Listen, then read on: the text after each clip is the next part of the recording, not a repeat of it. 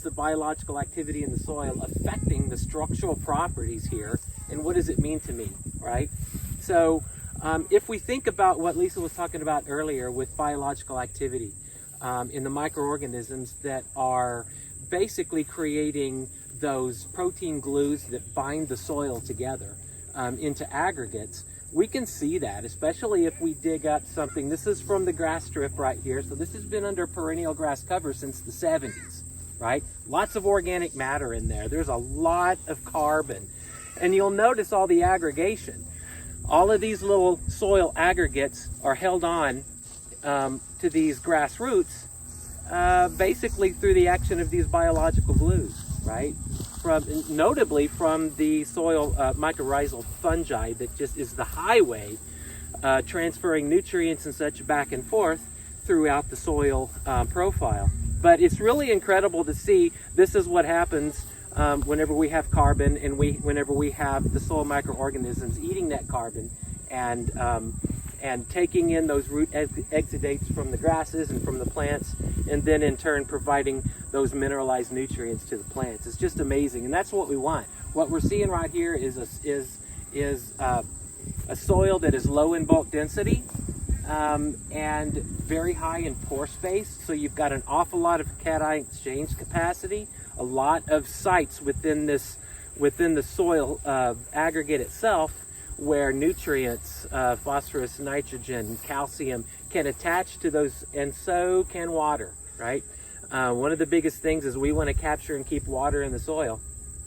So the more biological activity you have, the better soil aggregation you have, the better ability you have for that soil to hold on to the nutrients and the water that it gets. And so what we have here is we're going to do an aggregate stability test and a soil infiltration test so that we can get a handle on the bulk density of the soil and whether there's any compaction through how fast the water infiltrates. And then we're going to compare this grass strip soil to the soil that's in this no-till wheat field. As you've been to other meetings, have you seen, we call it the slake test, where it's a large, tall jar of water and you put the soil clods and you see. So this is kind of a quick and dirty version to still kind of illustrate that point and that difference.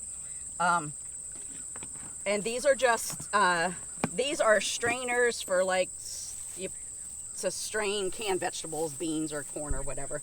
But you can do it with those wire mesh metal sink strainers that you can get at the dollar store. It doesn't have to be any high-tech equipment.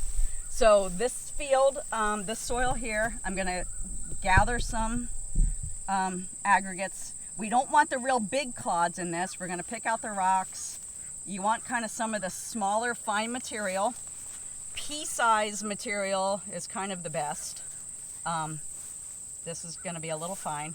And then I'm gonna do the same thing. It's always good in your cropping field when you're testing your aggregate stability to have a comparison. So in a perfect world, it should be kind of an undisturbed system. So we could have walked down to the edge of the woods and collected a kind of a native undisturbed sample down there at the edge of the woods. For convenience sake, we just took it from this kind of perennial system there at the edge of the field lane. So, as Lee mentioned, this mycorrhizae fungi is really important for creating this good aggregate stability, these biological glues. The filaments of that fungus physically wrap themselves around these soil particles. So again, if you time me for 2 minutes, Lee. So what we're gonna do, we're just gonna immerse these into the soil. So here's another great illustration how much longer it takes this dry soil to soak in. The other groups, it continued to float, and I cheated a little bit and actually pushed it down to wet it.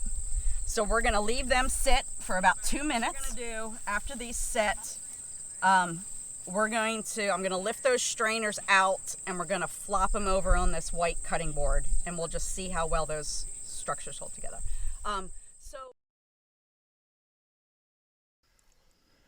Here's the results of our slump test on these two soils. This soil from the no-till wheat field is holding together pretty well, though as the water at the edges of the soil demonstrate, this soil does not have the capacity to hold all the water within its pore spaces. Notice the brownish tint to the water. Any water that runs off this soil is going to carry soil particles with it. Now let's look at the perennial grass soil sample. The soil aggregates here have a much higher capacity to retain water due to more biological glues holding the particles together, forming pore spaces and catching water on more soil surface area. You can learn more about managing soils for increased aggregate stability from ATTRA. Building Healthy Pasture Soils introduces properties of soil, discusses evaluation and monitoring of soil quality, and introduces grazing management principles and techniques that promote healthy soil. Download this free publication from attra.ncat.org.